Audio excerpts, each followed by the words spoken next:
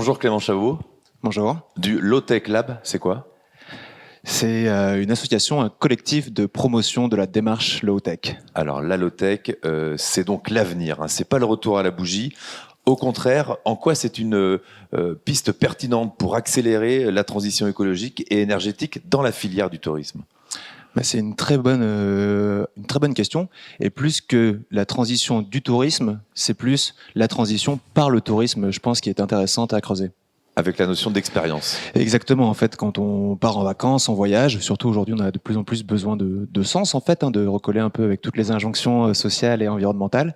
Et je pense que c'est une super occasion pour essayer autre chose, se déplacer un petit peu, en fait, vivre autrement, et qu'en fait, on prenne de nouvelles habitudes qui sont hyper intéressantes pour l'avenir. Ça peut être quoi, par exemple, une fois sur place, on loue un petit gîte autonome, par exemple? Il y a plein de choses possibles, de se déplacer plus à vélo, de manger local, enfin qu'est-ce qui se fait justement de territorial, de consommer moins, donc utiliser l'eau pluviale par exemple pour se laver dans les toilettes, enfin il y a plein de choses, plein d'applications possibles sur l'alimentation, sur l'habitat, l'hébergement et les mobilités.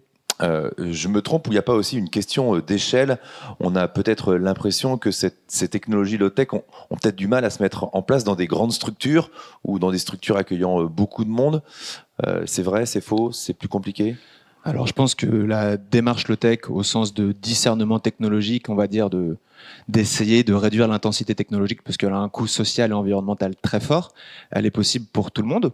Après, c'est sûr qu'on va pas faire pivoter d'un coup une grosse structure, et c'est souvent pas ça l'objet, c'est plus une démarche, justement, un cheminement. Et donc, à petite échelle ou à plus grande, il y a déjà un premier pas à faire pour tout le monde. Vous évoquez souvent la sobriété. Alors, est-ce que cette notion de sobriété en vacances, est-ce que c'est toujours jouable? Est-ce que les voyageurs en ont vraiment envie? Là, je pense qu'il y a un peu deux mondes. On voit qu'il y a plein de jeunes, mais pas que, qui questionnent aujourd'hui les déplacements, peut-être de plus prendre l'avion parce qu'on peut voyager autrement, etc. Et pour moi, c'est un premier geste de sobriété, de frugalité qui est très fort.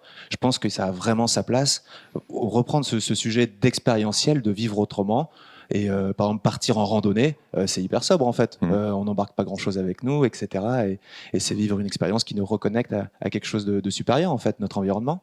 Et votre envie, c'est peut-être que ces voyageurs qui vivent cette expérience quelques jours, quelques semaines, le pérennisent ensuite Ouais, c'est dans ça, en leur fait, vie en quotidienne. découvrant Ouais. de nouveaux modes de faire, de nouveaux modes de vivre, et petit à petit qu'on puisse les intégrer dans nos quotidiens quand on revient au travail, à la maison, etc. Merci beaucoup, Clément. Merci à vous.